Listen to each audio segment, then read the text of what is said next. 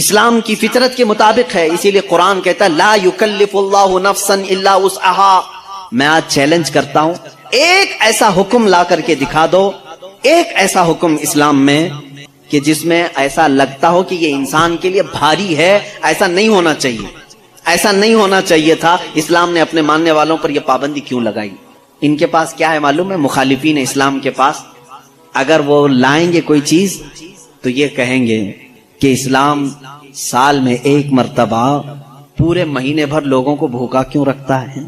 بھوکا کیوں رکھتا ہے جبکہ یہ انسان کی فطرت کے خلاف ہے۔ انسان کھانا پانی پسند کرتا ہے اور آپ اس کے کھانے پانی کو روک رہے ہیں۔ تو میں پہلا جواب تو یہ دوں گا کہ روزے رکھنے سے کتنے مسلمان مر گئے؟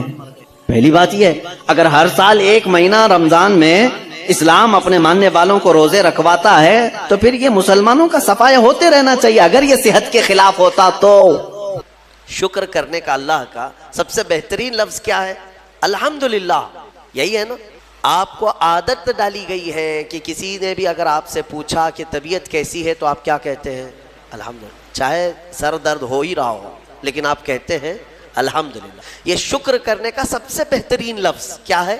الحمدللہ۔ اب میں آپ کو بتاتا ہوں یہ سب سے بہترین لفظ ہے، اسی لیے دیکھو کہ اللہ نے اپنی کتاب، آخری کتاب قرآن بھی اپنے حبیب پر اتارا تو اس کا سب سے پہلا ورڈ کیا رکھا؟ الحمدللہ۔ الحمدللہ سے پورا قرآن شروع ہوا۔ پھر تم اگر مولا کی بارگاہ میں عبادت کے لیے کھڑے ہوئے، نماز کے لیے رکعت باندھے، امام اگر کہیں سے جہر میں شروع کیا تو کہاں سے؟ نماز میں بھی اگر امام قرات شروع کرتا ہے تو کہاں سے شروع کرتا ہے؟ الحمدللہ سے ہی شروع کرے گا۔ میرے عزیزو، اتنا ہی نہیں بلکہ روایتیں ملتی ہیں کہ آدم علیہ السلام کو جب پیدا کیا گیا اور ان کے جسم میں روح ڈالی گئی، آپ کو چھینک آئی، سب سے پہلے آپ کی زبان سے نکلا الحمدللہ۔ اس سے اندازہ کرو کہ میرا مولا شکر پسند کرتا ہے، شکر پسند کرتا ہے۔ اسی لیے 30 سے زیادہ مرتبہ تم سے پوچھ رہا ہے مولا کون کون سی نعمتوں کو جھٹلاؤ گے؟ تم اللہ رب العزت کے آگے سیرنڈر ہو جاؤ، سپرد ہو جاؤ کہ مولا نہیں، میں تیری کسی نعمت کا انکار نہیں کرتا۔ تمہیں اندازہ بھی نہیں ہے تمہارے پاس نعمتیں کیا کیا مولا نے دیا ہے، تمہیں اندازہ بھی نہیں ہے۔ وَإِن تَعُدُّوا نِعْمَةَ اللَّهِ لَا تُحْصُوهَا۔ اللہ فرماتا ہے اگر تم گننا چاہو گے اللہ کی نعمتیں ہرگز گن نہیں سکو گے۔ کیسے گنیں گے؟ ایک بزرگ نے لکھا ہے کہ اگر کوئی طے کر لیا، توجہ چاہتا ہوں، شیخ سعدی رحمۃ اللہ علیہ کے حوالے سے یہ بات ملتی ہے، کسی نے طے کر لیا کہ میں اللہ کی ساری نعمتوں کا شکر بجا لاؤں گا، اس نے جو بھی میری نعمتیں دی ہیں سب نعمتوں کا میں شکر بجا لاؤں گا۔ ٹھیک ہے، تمہاری زبان اللہ نے دیا ہے، یہ ایک نعمت ہے، ناک نعمت ہے، کان نعمت ہے، آنکھ نعمت ہے، ہاتھ ہیں، انگلیاں ہیں، پورے جسم میں ایک ایک عضو اللہ کی نعمت ہے۔ پھر پلس اس کے علاوہ جینے کے لیے جو یہاں پر گھر دیا یہ نعمت ہے، زمین پر چلنے کی طاقت دی یہ نعمت ہے، اور سونے کے لیے ہمیں بستر دیا، پہننے کے لیے کپڑے دیا یہ نعمت ہے، رشتہ دار دیا یہ نعمت ہے، اولاد دیا یہ نعمت ہے، ماں باپ دیا یہ نعمت ہے، اچھے دوست دیا یہ نعمت ہے، اسلام دیا یہ نعمت ہے، ایمان پر رکھا یہ نعمت ہے، اپنے آخری نبی کی امت میں پیدا کیے یہ نعمت ہے۔ یہ ہزاروں نعمتیں ہیں، لیکن اگر تم چلو طے کر لیتے ہو کہ میں اللہ کی ساری نعمتوں کا ایک بعد دیگرے شکر بجا لاؤں گا، اے اللہ تو نے مجھے زبان دی الحمدللہ، تو نے مجھے ناک دی الحمدللہ، سب نعمتوں کا شکر کرنے کا اگر کسی نے ارادہ کر لیا تو شیخ سعدی فرماتے ہیں تو پہلے وہ بیٹھ جائے، اس کو اللہ نے جو سانسیں دی ہیں نا یہ سب سے بڑی نعمت ہے۔ ایک سانس اندر جاتی ہے یہ نعمت، سانس باہر نکلتی ہے یہ نعمت۔ اگر تم نے سانس لے لیا نکلی نہیں باہر تو ختم ہو گئی تمہاری زندگی، اور سانس نکلی اندر لے نہیں پا رہے ہو یہاں پر بھی زندگی ختم۔ سانس لینا ایک نعمت، سانس باہر چھوڑنا یہ ایک نعمت۔ شیخ سعدی فرماتے ہیں اور ہر سانس نہیں ہوتی ہے، پرانی سانس نہیں آئے گی، پھر ہر سانس نہیں ہے تو ہر سانس کے بدلے ہی تم اگر الحمدللہ کہتے رہ جاؤ گے تو زندگی گزر جائے گی سانسوں کے شکر پر، باقی نعمتیں ویسی ہی رہ جائیں گی، صرف سانسوں کے شکر پر تو زندگی گزر جائے گی۔ میرے عزیزو، اندازہ بھی نہیں کر سکتے کہ اللہ نے کون کون سی نعمتوں سے نوازا ہے۔ تمہیں پتہ ہے میں ایک مرتبہ اس چیز کو بھی پڑھا تھا کہ اگر تمہیں سانس خرید کر کے لینا پڑ جائے ہاسپٹل میں جا کر کے دیکھو، آکسیجن کا ایک سلنڈر جو کبھی مریضوں کو لگایا جاتا ہے کتنی قیمت کا ہوتا ہے، دن بھر میں وہ کتنے سلنڈر سانس کھینچتا ہے۔ اس اعتبار سے اگر تمہاری زندگی 60 سال کی ہوئی اور 60 سال تمہیں آکسیجن خرید کر کے لینا پڑا تو تقریباً اس کی قیمت جو ہے کئی 100 کروڑ میں چلی جاتی ہے۔ ایک اندازے کے مطابق 50 سے 60 کروڑ کا آکسیجن تمہیں لگ جاتا ہے۔ تو کیا یہ ہر آدمی کیپیبل ہے اپنی سانسوں کو پیسے سے خرید سکے گا؟ اور رب ذوالجلال نے تمہارے لیے اتنی آسانیاں کی ہیں کہ سانس ایسا نہیں ہے کہ فلاں شہر میں ملتی ہے جا کر کے لائیں اور پھر کھینچیں، تم جہاں ہو تمہاری ناک کے قریب ہوائیں کیا ہے۔ اس رب قدیر نے اتنی بڑی نعمتوں سے تمہیں نوازا، تمہیں اندازہ بھی نہیں ہے۔ اور اسی لیے رب تعالیٰ فرماتا ہے فَبِأَيِّ آلَاءِ رَبِّكُمَا تُكَذِّبَانِ، تم میری کون کون سی نعمتوں کو جھٹلاؤ گے۔ حاتم اصم ایک بزرگ ہے، حضرت حاتم خلیفہ ہارون رشید کے زمانے کے ہیں۔ خلیفہ ہارون رشید کے زمانے میں بادشاہ نے ایک مرتبہ ان کو طلب کیا اور پوچھا کہ کچھ نصیحت کیجیے آپ مجھے۔ وہ اکثر بڑے بڑے علماء کو دربار میں بلاتا اور نصیحت حاصل کرتا۔ حضرت حاتم اصم رضی اللہ تعالیٰ عنہ نے بادشاہ سے ایک سوال کیا کہ ہارون، اگر تمہارے ساتھ ایسا ہو جائے زندگی میں اور پیاس کی شدت ایسی ہے کہ تم بلک رہے ہو، اگر تم کو کوئی ایک گلاس پانی دینا چاہے اور وہ پیسوں میں دینا چاہے اور اس آدمی کے علاوہ کسی کے پاس پانی نہیں ہے، تم ایسی جگہ پر پہنچ گئے ہو جنگل میں یا صحرا میں، تو تم اس کو کتنے پیسے دے کر خرید سکتے ہو؟ ایک گلاس پانی وہ بہت بڑی قیمت لگا رہا ہے، تم کو اگر بہت شدت کی ضرورت ہے تو تم کتنا مال دے کر کے خریدو گے؟ خلیفہ ہارون رشید نے کہا میں اپنی آدھی سلطنت بھی دینے کو تیار ہو جاؤں گا ایک گلاس پانی، کیونکہ ضرورت ہے انسان کی، جان بچانا ہے۔ تو حاتم اصم نے کہا ٹھیک ہے، تمہیں پانی تو مل گیا، کبھی ایسا ہوا تمہاری زندگی میں تم نے پانی تو پی لیا، پیٹ بھر کر پی لیا، پیٹ بھر کر کے، لیکن پانی اب نکلتا نہیں ہے، باہر نہیں نکلتا پانی، کوئی صورت ہی نہیں ہے کہ تمہارا پانی باہر آئے، پیشاب بند ہو چکا ہے۔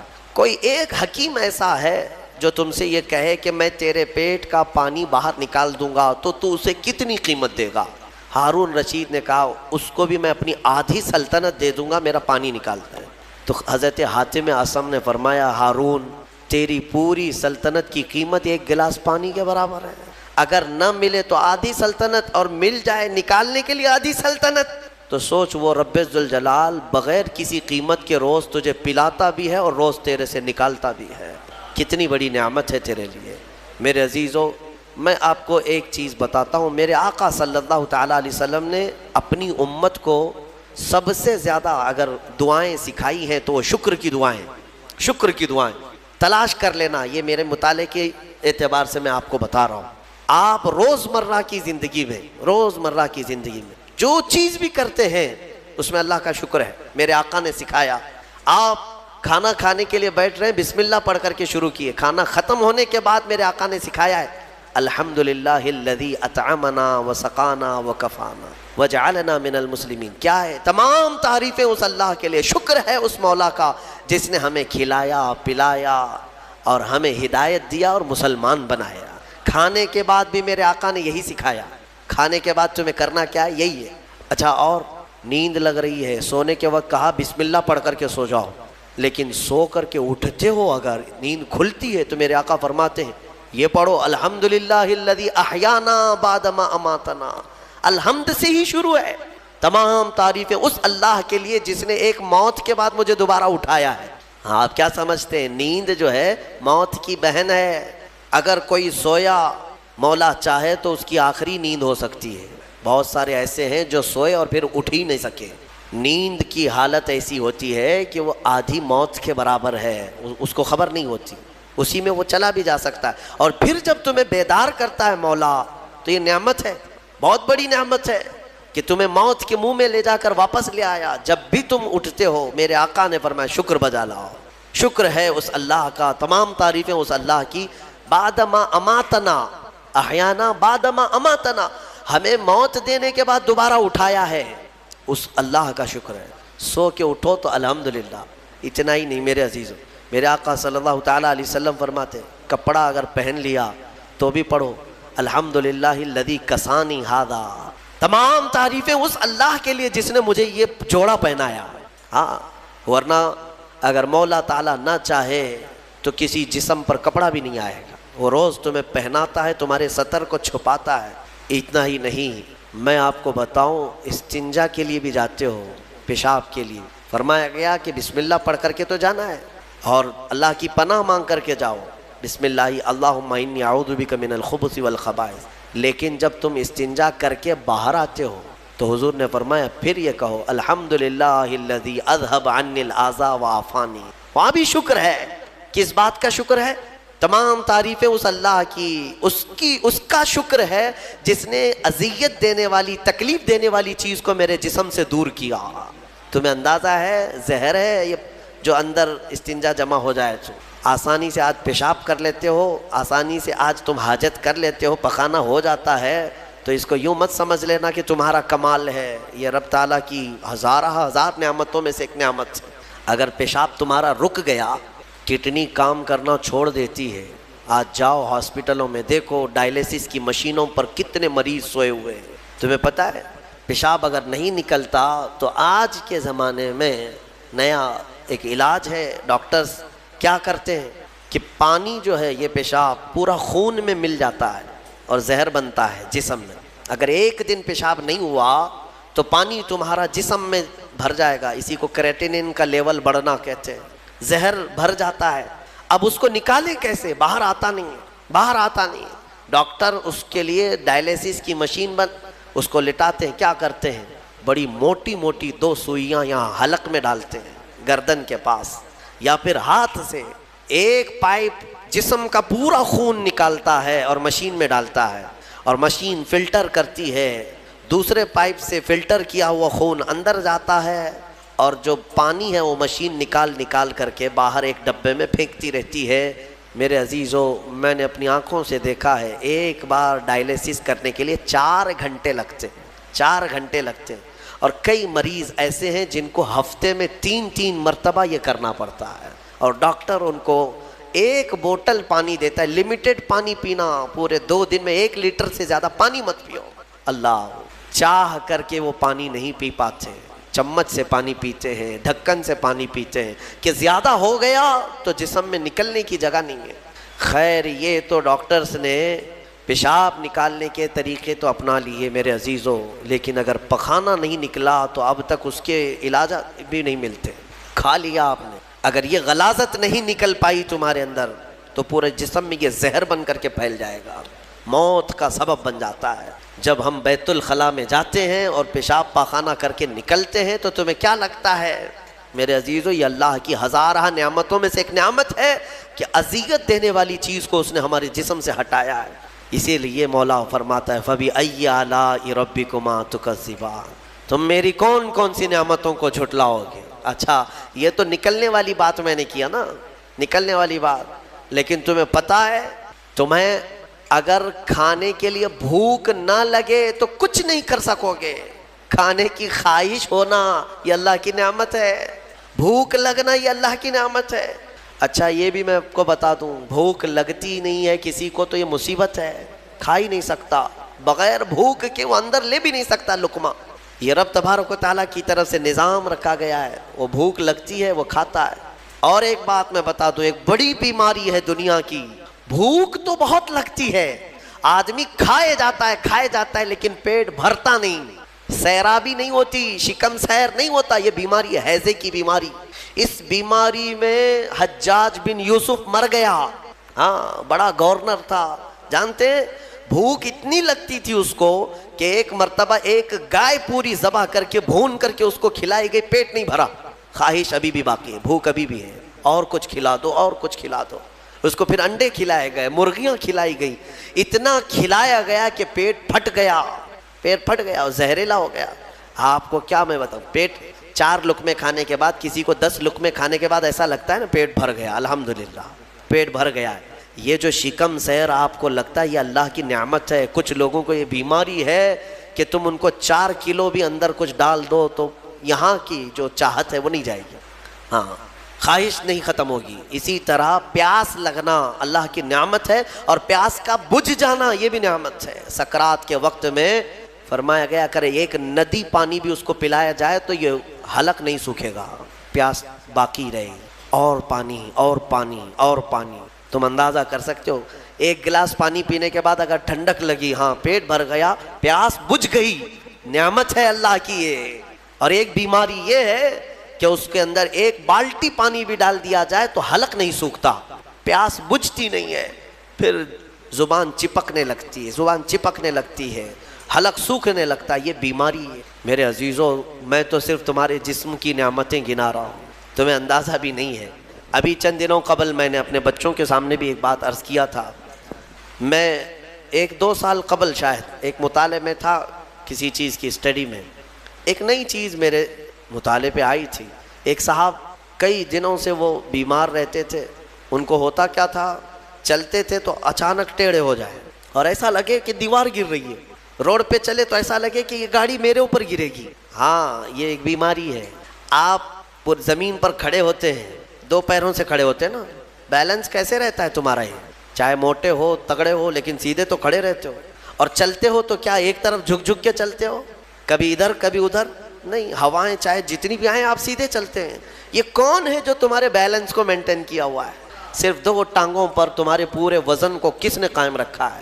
اگر تجربہ کرنا ہے تو مٹی کا ایک پتلا اس طرح سے چلا کر کے دکھاؤ، 2 ٹانگوں پر چلا کر کے دکھاؤ، بیلنس کون رکھے گا؟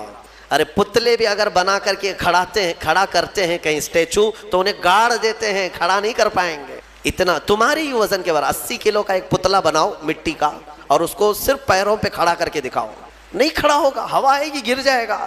تمہیں ہوا کیوں نہیں گراتی؟ کون ہے جو تمہیں برقرار رکھا ہوا ہے؟ آپ کو میں بتاؤں تو حیرت ہوگی آپ کہ کون سی چیز مینٹین کرتی ہے، پتہ ہے آپ کو کون سی چیز تمہارے جسم کے اندر؟ نہ تمہارے ہاتھ نہ تمہارے پیر۔ اللہ اکبر، اللہ کی نعمتوں پر قربان جاؤ۔ ایک صاحب انہوں نے مجھ سے ملاقات کی تھی اور اپنی بیماری یہ بتائی تھی کہ ایسا لگتا ہے، تعویذ بھی کرائے، دعا بھی کرائے، وظیفے بھی کروائے، بہت ساری۔ ایک ماہر دانشور تھے، انہوں نے مجھ سے یہ کہا کہ مولانا مسئلہ یہ ہے کہ ہمارے دونوں کانوں کے بیچ میں ایک چھوٹا سا پارا، ایک قطرہ ہوتا ہے پارے کا، لکوڈ پارا دیکھیں آپ بی پی چیک کرنے کے وقت جو چڑھتا اترتا ہے مشینوں پہ، اس طرح کا ایک ہلکا سا ایک لکوڈ قطرہ ہمارے دونوں کانوں کے برابر بیچوں بیچ ہوتا ہے، اور وہ قطرہ ہے جو پورے بیلنس کو مینٹین کرتا ہے۔ وہ ایک قطرہ ہے، اگر اس قطرے کے اندر ذرا برابر بھی ادھر ادھر ہوا، وہ ایک طرف ہو گیا تو آدمی یوں چلنے لگ جائے گا، اگر وہ اس طرف ہو گیا قطرہ تو پھر آدمی اس طرف جھک جائے گا، اور یہ جلدی ہوتا نہیں ہے۔ وہ اتنا مضبوطی کے ساتھ پورے انسانوں کے جسموں کو سنبھالے رکھتا ہے۔ میرے عزیزوں، پھر میں یہ پوچھتا ہوں فَبِأَيِّ آلَاءِ رَبِّكُمَا تُكَذِّبَانِ، تم اپنے رب کی کون کون سی نعمتوں کو جھٹلاؤ؟ اور ایک بات، عجیب عجیب چیزیں میں نے دیکھی، کبھی ہم غور نہیں کرتے نا اپنے جسم میں، اور اسی لیے میرا رحمان فرماتا ہے وَفِي أَنفُسِكُمْ أَفَلَا تُبْصِرُونَ، تمہاری ذات میں میری نشانیاں ہیں، تم دیکھتے نہیں؟ اللہ پوچھ رہا ہے، تمہاری اپنی ذات میں میری نشانیاں ہیں۔ محبوب الہی نظام الدین اولیاء رحمۃ اللہ تعالیٰ علیہ نے فرمایا اللہ تبارک و تعالیٰ تک اگر پہنچنا چاہے بندہ تو صرف اس کی نسیں جو ہے نا، اس کی رگیں، یہی کافی ہیں اس کے لیے۔ ہاں میرے عزیزوں، آج بھی ڈاکٹرز یہ کہتے ہیں کہ تمہارے جسم کے اندر کی نسیں اگر کھول کر کے پھیلا دی جائیں تو 10,000 کلومیٹر تک پھیل جائیں گی، یعنی تقریباً ایک دنیا گھومنے کے برابر۔ اتنی نسیں تمہارے جسم کے اندر ہیں کہ اگر ان کو کھول کر کے پھیلا دیا جائے تو اتنی لمبی ہو۔ کون ہے جو یہ سارا مینٹین کیا ہوا ہے؟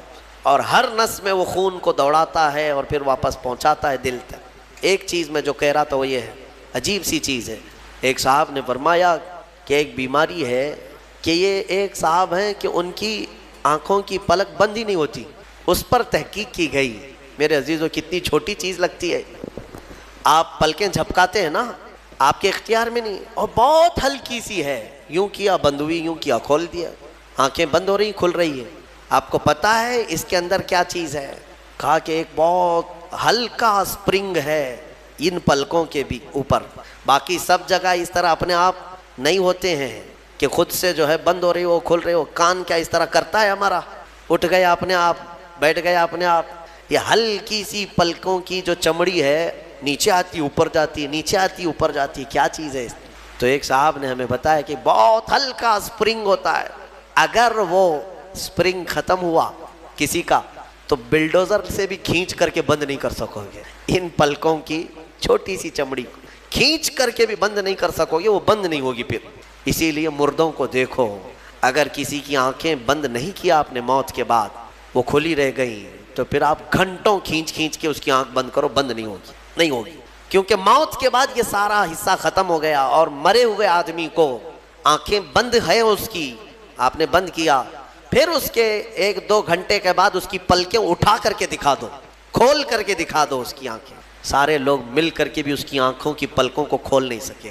میرے عزیزو، ہے تو بہت ہلکی سی چیز، لیکن تمہیں پتہ ہے اس کی معنویت کتنی ہے، اس کی معنویت کتنی ہے۔ یہ بات میں کیوں کہہ رہا ہوں، ایک صاحب کو یہ بیماری کی وجہ سے، اس بیماری کی وجہ سے وہ پاگل ہو گئے۔ کیا بیماری تھی کہ پلک جھپک نہیں رہی ہے، بند نہیں ہو رہی ہے، اور بند نہیں ہو رہی ہے تو نیند نہیں آتی، جیسے نیند آئے گی تو آنکھوں کا آٹومیٹک بند ہونا ہے، اور آنکھ بند نہیں ہو رہی تو سوئے گا کیسے، اور نس ہونے کی وجہ سے وہ مینٹلی ختم ہو گیا، پاگل ہو گیا، اور اب تو شاید مر بھی گیا ہوگا۔ یہ کافی 2-3 سال پہلے کی بات میں، ہم اندازہ بھی نہیں کرتے کہ اتنی چھوٹی چھوٹی چیزیں۔ میرے عزیزو، ہمارے بال جو جسم میں ہیں، ایک رواں بھی اس کا بال کا، یہ اللہ کی نعمت ہے۔ آپ دیکھیں، ایک بال بھی نکل گیا تو پھوڑی آ جاتی ہے، اس کی قیمت بتانے کے لیے کہ یہ یوں ہی اللہ نے نہیں دیا تم کو، یوں ہی نہیں۔ ایک خاتون کو میں نے دیکھا تھا، چھوٹی سی لڑکی تھی وہ، اس کے صرف یہ آنکھوں کے اوپر کی بھویں نہیں تھی اور بال کچھ بھی نہیں تھے، جس کی وجہ سے وہ اتنی ڈراؤنی لگتی تھی کہ بچے دیکھ کر کے بھاگ جاتے تھے، صرف یہ آنکھوں کے بال نہیں تھے، اور وہ چہرہ چھپائے رہتی۔ بہت بڑی ٹیلنٹڈ بچی، پڑھنے میں لکھنے میں ساری چیزوں میں بہت اچھی، لیکن اس کی وجہ سے وہ چہرہ چھپائی رہتی۔ اس دن مجھے محسوس ہوا کہ اگر ایک بھی چیز ہماری ادھر ادھر ہو جائے تو انسان کا سارا جمال ختم ہو جاتا ہے۔ اسی لیے میرے عزیزو، اللہ نے جو چیزیں تمہارے پاس آج دی ہیں، شکر بجا لاؤ، اللہ کا شکر بجا لاؤ۔ اور سورہ رحمان آج تم نے سنا ہے، بار بار مولا کی بارگاہ میں عرض کرو، مولا ہم تیری کسی نعمت کو نہیں جھٹلاتے، ہر نعمت پر تیرا شکر بجا لاتے ہیں۔ میں اپنی گفتگو کو سمیٹتے ہوئے آخر میں ایک حدیث سنا دیتا ہوں۔ اللہ کے حبیب صلی اللہ تعالیٰ علیہ وسلم نے ارشاد فرمایا، آج ہی میں نے درس قرآن میں بھی سنایا تھا، حضور اکرم صلی اللہ علیہ وسلم نے فرمایا، 3 چیزوں کو غنیمت جانو، 3 چیزوں کے آنے سے پہلے۔ وہ 3 چیزیں کیا ہیں؟ توجہ سے سنو۔ میرے آقا فرماتے ہیں، جوانی ہے تو غنیمت جانو بڑھاپا آنے سے پہلے، جوانی کو غنیمت جانو بڑھاپا آنے سے پہلے، اس لیے کہ بڑھاپے میں جو کچھ ہوتا ہے وہ پھر وہ بوڑھوں کو معلوم ہے، ساری چیزیں ایک کے بعد دیگرے رخصت ہونے لگ جاتی ہیں، وہ طاقت نہیں، وہ قوت نہیں۔ بڑھاپے میں بہت خواہش تو ہوتی ہے کرنے کی، لیکن کر نہیں سکتا، اسی لیے جوانی کو غنیمت جانو۔ اے نوجوانوں، عیاشی میں برباد کرو گے تو پچھتاؤ۔ دوسری چیز میرے آقا فرماتے ہیں، آج صحت ہے تو صحت کو بیماری سے پہلے غنیمت جانو، بیمار ہونے سے پہلے دیکھو اپنے ہاتھوں کو، پیروں کو، سب صحیح سلامت ہے آج، آنکھ دیکھ رہی ہے، کان سن رہے ہیں، زبان بول رہی ہے، ہاتھ پیر چل رہے ہیں، شکر کرو اللہ کا۔ اس لیے کہ ہم نے دیکھا ہے چند دنوں کے بعد ایسی بیماریاں جکڑ لیتی ہیں، سجدہ کرنا چاہتا ہے لیکن پیر مڑتے نہیں، پیر جام ہو گئے، رکوع کرنا چاہتا ہے کمر جھکتی نہیں۔ آج صحت ہے تمہارے پاس، کل آنکھیں ساتھ چھوڑنے لگ جائیں گی، کان کم سنائی دینے لگ جائیں گے، زبان میں راشا طاری ہونے لگ جاتا ہے، ہکلاہٹ آنے لگ جاتی ہے، چاہ کر کے بھی بہت ساری چیزیں تم کر نہیں پاتے۔ اسی لیے آج صحت ہے، غنیمت جانو اس کو، کوئی بیماری نہیں۔ آج چند ہی دنوں کے بعد دیکھنا کہ شوگر ساتھ، بی پی ساتھ، ایسے ساتھ ہوتے ہیں کہ پھر قبر تک نہیں چھوڑتے۔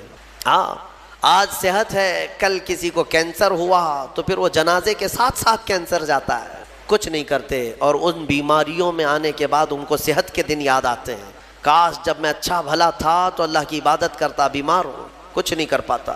میں نے آپ کو اس سے قبل بھی بتایا تھا میرے عزیزو، ایک نوجوان کی بات مجھے بار بار وہ جھنجھوڑتی ہے، ممبئی شہر کے رہنے والا نوجوان، 22 سے 24 سال کا، باپ اکلوتے بیٹے کو بہت اچھا پڑھایا تھا، لندن بھیج کر کے پڑھایا تھا، اکلوتا بیٹا، بڑے باپ کا بیٹا ہے، اور 24 سال کی عمر میں اس کو بون کینسر ہو گیا، ہڈیوں کا کینسر ہو گیا، یونیورسٹی میں پڑھا اچھا، اور اس کے بعد پتہ ہی نہیں چلا، اچانک 3rd اسٹیج پہ پتہ چلا، پھر 6 مہینے شاید علاج کے لگے ہوں گے، ڈاکٹروں نے کہا کہ اس کو گھر لے جاؤ، اب کچھ نہیں ہوتا۔ گھر آیا تھا اس کی ہڈیاں گل گئی تھیں. ہاں بون کینسر بڑا ڈینجر ہے, ہڈیاں جو ہے پاؤڈر ہونے لگ جاتی ہیں, اس کو اگر اٹھائیں تو پیٹھ کی ہڈی میں انگلیاں اندر جانے لگ جاتی ہیں. یہ کینسر بہت خطرناک قسم کا ہے. اس کے چند دن بچے ہوں گے اپنے گھر پر, علاج وغیرہ سب ختم ہو چکا. اس نے اپنے باپ کو ایک دن حسرت سے بلایا اور کہا ابا میری وہ 10ویں کی 12ویں کی گریجویٹ کی یہ جو مارک شیٹ ہے, سند ہے, جو میں نے میڈل حاصل کی وہ کہاں ہے؟ کہا بیٹا سب سنبھال کے رکھا ہوں. کہا میں دیکھنا چاہتا ہوں. باپ نے وہ ساری چیزیں الماری سے اس کو دیا کہ یہ سرٹیفکیٹ ہے, یہ تیری سند ہے, یہ مارک شیٹ ہے, یہ ساری چیزیں ہیں. وہ نوجوان بستر پر لے کر کے اپنی سرٹیفکیٹ پڑی ہوئی, اس میں ٹاپر بھی رہا ہے, وہ سب چیزیں دیکھ کر کے رونے لگا. اور پھر اپنے باپ سے ایک سوال کیا کہ ابا یہ ساری مارک شیٹ اور سند میں کون سی ایسی ہے جو میں منکر نکیر کو بتاؤں تو مجھے چھوڑ دیا جائے, کیونکہ میں جا رہا ہوں اب آخری سفر پر, میں آخری سفر پر جا رہا ہوں, اب تو میرے پاس اتنا وقت بھی نہیں ہے کہ میں کوئی اور چیز حاصل کروں. اس کے باپ نے مجھے یہ چیز بتائی تھی. وہ کہتے تھے کہ مولانا آپ بچوں کو بتاؤ, واقعی صحت جب تک تھی تم نے نہ قرآن کی طرف توجہ دیا نہ میرے رحمان کو راضی کرنے کی کوشش کی. صحت آج ہے تو شکر بجا لاؤ اللہ کا, بیماری میں وہ مولا تمہارے ساتھ ہوگا. 2 چیزیں میں نے عرض کی ہے, جوانی کو غنیمت جانو بڑھاپا آنے سے پہلے, صحت کو غنیمت جانو بیمار ہونے سے پہلے, اور سب سے بڑی چیز میرے آقا فرماتے ہیں زندگی کو غنیمت جانو موت آنے سے پہلے. ہاں ٹھیک ہے بڑھاپے میں کچھ تو کر سکتے ہو, بیماری میں کچھ تو کر سکتے ہو, مرنے کے بعد کیا کر